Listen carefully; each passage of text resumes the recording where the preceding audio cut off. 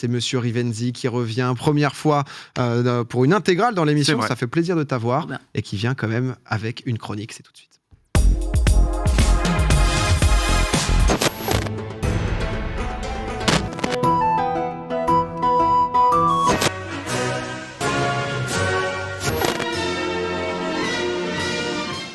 La chronique de Rivenzi, à chaque fois on parle d'histoire, de plein de sujets passionnants. Tu nous avais parlé de l'histoire aussi de la Suède. Exactement, notamment. On avait parlé de Bernadotte, on avait parlé aussi des Uchronies, donc l'histoire des possibles également. Et, quel est le sujet du jour ?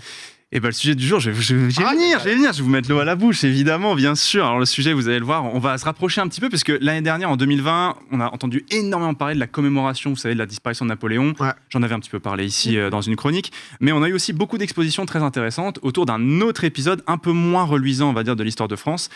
C'est la grande défaite de la France en 1940 face à l'Allemagne, c'est-à-dire que la France, qui était alors considérée comme la plus grande armée du monde en 1940, est défaite en 45 jours par le Troisième Reich. Et donc, il y a eu beaucoup d'expositions faites dessus, sur le sujet. Comment sont-ils arrivés à Paris, finalement, aussi vite ? Et pour ça, justement, il y a quelques explications qui sont ressorties. Alors, il y en aurait plein, hein. L'état-major, la mécanisation, les plans de base, la chance aussi qui a joué pour les Allemands. Mais il y a un autre sujet sur lequel je voulais me pencher avec vous, puisque j'ai retrouvé une petite citation d'un journaliste, d'un reporter de guerre, du Berliner Lokal Anzeiger, donc qui était à l'époque, en 1940, le quotidien le plus lu en Allemagne, qui suivait donc l'armée du général Heinz Guderian, donc qui était un général qui a justement participé à justement ce rush de la France. Et ce reporter dit ceci: les chars, l'artillerie, les batteries antiaériennes et l'intendance se relaient continuellement. On avance sans cesse, y compris la nuit. À l'aveuglette, sur les routes départementales, nul ne pense à dormir. Alors c'est assez intéressant, le fait de le repos des soldats. Et en fait, j'ai décidé de vous parler d'un sujet qui est très intéressant et de vous expliquer justement cette question autour des soldats allemands pendant la Seconde Guerre mondiale. J'ai décidé de vous parler de la drogue qui sévissait dans l'armée allemande pendant la Seconde Guerre mondiale.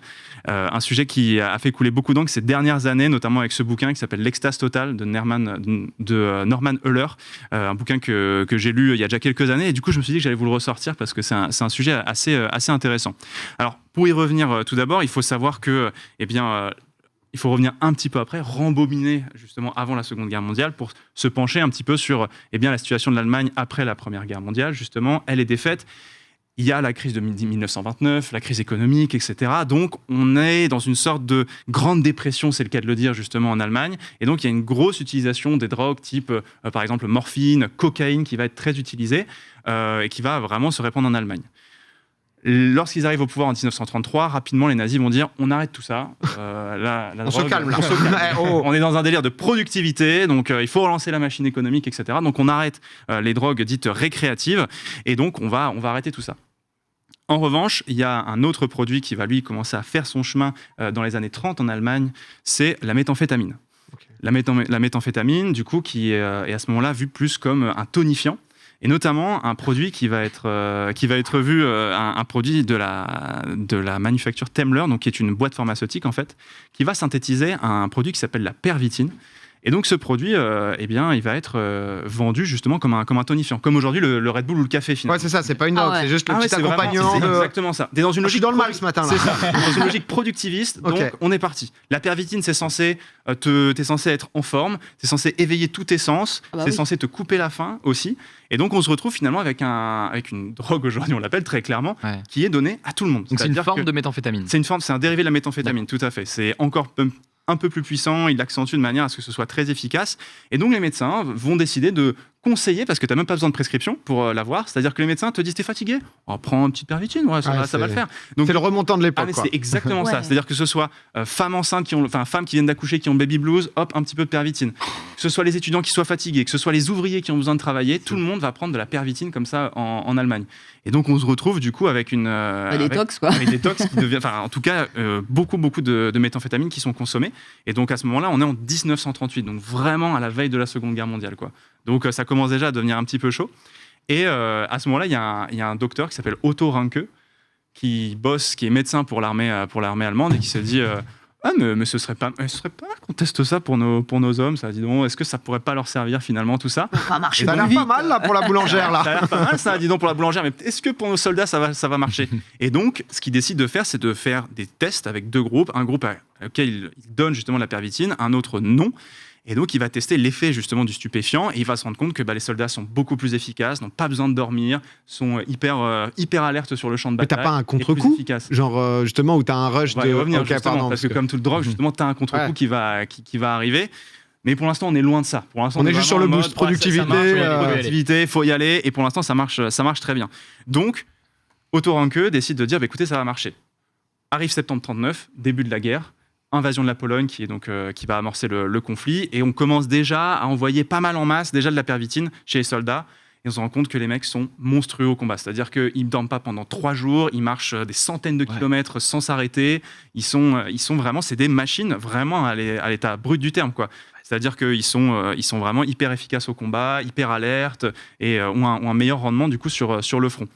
Juste, on sait si l'armée française était au courant de ça à ce moment-là. Alors ça, pour le coup... Et si la France utilisait d'une certaine façon ce genre de choses aussi? Alors pour le coup, on n'a pas d'infos sur la France, mais il y a d'autres camps qui vont utiliser dans la guerre. Mais on savait qu'il y avait de la drogue qui allait être utilisée justement parce que quand ils vont passer au front français en 1940, donc quelques mois plus tard, l'armée allemande va décider de officiellement utiliser la pervitine dans son équipement. Comme on donnerait des cigarettes finalement aux combattants, c'était en mode, t'avais ta boîte de pervitine et on te disait 1 cachet la journée, 2 cachets le soir pour rester éveillé, si t'es fatigué t'en prends 1 ou 2 en plus. Et du coup nous l'armée française on découvre ça genre sur les corps des soldats allemands. On le découvre au fur et à mesure, quoi, tu vois, mais on ne comprend pas. Il y a une sorte d'incompréhension complète de l'état-major. Ils vont 2 fois plus vite que nous, ils sont capables de bouger de nuit. De comprendre que ça fonctionne. Pour le coup on n'avait pas toutes ces infos-là parce que évidemment il existait la cocaïne dans les tranchées, il existait aussi beaucoup l'agnole, beaucoup l'alcool, mais la pervitine, la méthamphétamine, ça n'avait jamais été utilisé dans ce cadre-là. Et la France,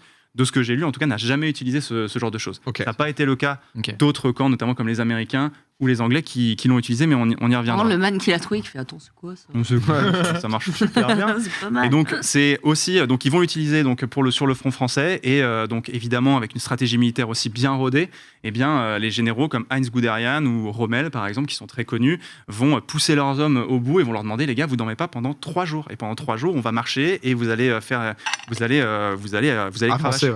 Et du coup on se retrouve avec des trucs débiles, c'est-à-dire que la citation que je vous ai eue tout à l'heure, elle était écrite par un journaliste allemand après avoir fait 500 km en 3 jours avec une armée. C'est-à-dire que 500 km en 3 jours avec une armée, c'est-à-dire que tu as les camions, tu as le ravitaillement, tu as machin, à tel point que quand le général disait on est arrivé à destination, les gars de l'état-major disaient non, on vous croit pas, vous y êtes pas. Ah si, j'y suis là, donc on est déjà arrivé. Et la logistique, en fait, suivait pas. Ils étaient en mode mais comment c'est possible? Donc voilà, la pervitine, vraiment un objet miracle. Et les gens qui ont étudié le sujet disent que l'utilisation de la mécanique est importante, mais elle est d'égale importance à l'utilisation de la drogue en fait sur le front français. Mais rapidement, comme tu le disais, on va avoir un coup important. Parce que tu arrives au bout de 3 jours, 500 km, t'es pas en mode on se tape. Mais c'est ouf. On va avoir notamment après la bataille de Dunkerque des images de soldats allemands dormir, morts de fatigue en pleine redescente, où ils sont juste épuisés en fait. Donc vous allez voir, ils se posent au début et puis tu vas les voir dormir. Parce que si ça coupe la faim, etc., j'imagine qu'ensuite c'est décuplé. C'est le contre-coup et tu les vois dormir comme ça le long des routes, presque dormir debout en fait. Et puis il y a de la nervosité, les mecs deviennent des redescentes hyper agressifs entre eux même. Ouais, c'est ça, il y a beaucoup de nervosité et donc ça pose problème. À tel point qu'en décembre 1940, donc à peine 6 mois après avoir défait la France grâce notamment à la pervitine, on va passer de 12 millions de pilules commandées par mois à 1,2 million pour l'état-major qui est en mode les gars ça va trop loin, on contrôle plus rien, les gars sont complètement devenus toxicomanes et donc le problème va subsister et donc du coup ils ont rendu toxicomanes beaucoup de leurs soldats qui ne tenaient plus en fait et qui étaient dingues. Et en fait on va avoir des gros problèmes à long terme puisque vous savez à partir de 1944 c'est la débâcle pour l'Allemagne. Et justement, ce que dit Norman Euler dans son livre, c'est qu'avec des études qui ont été faites, c'est que la prise d'amphétamine, on va dire, a des retours, notamment sur 3 ans, où tu as 2/3 des personnes qui développent des psychoses, des maladies mentales, qui sont en dépression. Il y a aussi des gens qui mouraient, de nombreux soldats qui sont morts de crise cardiaque aussi à cause de ça, parce que la trop grosse prise de drogue. Mais c'est ce qui leur a permis, du coup, le Blitzkrieg dans toute l'Europe, justement, de pouvoir... d'aller très vite, etc. Et au fur et à mesure, le contre-coup revenait aussi par rapport à ça. Il y aurait plein de raisons aussi, logistiques, tactiques aussi, mais c'est vrai que le contre-coup de ça est assez terrible. Et en fait, même arrivé en 1944, alors que du coup, ça s'effondrait, l'Allemagne cherchait, vous savez, des moyens de revenir, tu vois, des armes secrètes, missiles V2, on essayait de trouver un moyen. Et ils ont du coup essayé de développer une nouvelle drogue encore plus puissante. Ils se sont dit, ça a marché une fois, on peut perfectionner, quoi. Exactement. Du coup, ils ont développé un mélange entre la cocaïne, un dérivé de la morphine et de l'amphétamine, donc de la pervitine. Et donc, ils ont appelé ça le D9. Et ils l'ont testé sur des prisonniers de camps de concentration pour voir si ça pouvait fonctionner. Et ils faisaient marcher les mecs pendant des heures et des heures pour essayer de voir si ça marchait plus.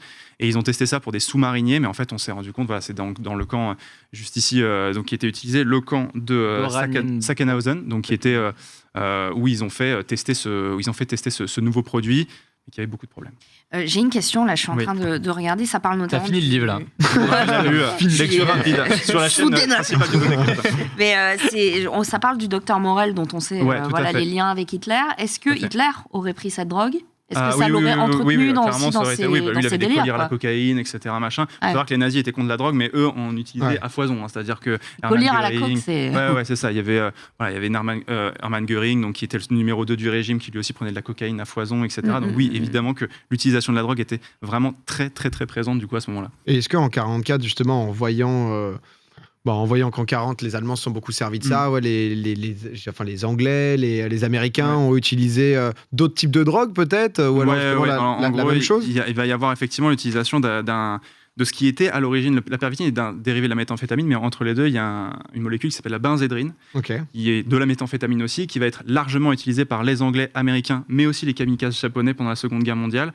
On estime que pour les Américains, on a utilisé entre 250 millions, les estimations plus hautes disent jusqu'à 500 millions de pilules de benzédrine dans l'armée américaine. Donc c'est assez voilà, pour les parachutistes et aussi notamment beaucoup pour les aviateurs, puisqu'il fallait pas qu'ils s'endorment sur leur parce que si tu t'endors quand tu voles, c'est chaud. Donc oui, il y a eu énormément aussi de ça. Et puis au Japon, les conséquences ont été terribles parce que grosse utilisation notamment du thé vert mélangé à de la benzédrine et à de la méthamphétamine. Gros stock qui n'a pas été utilisé par l'armée.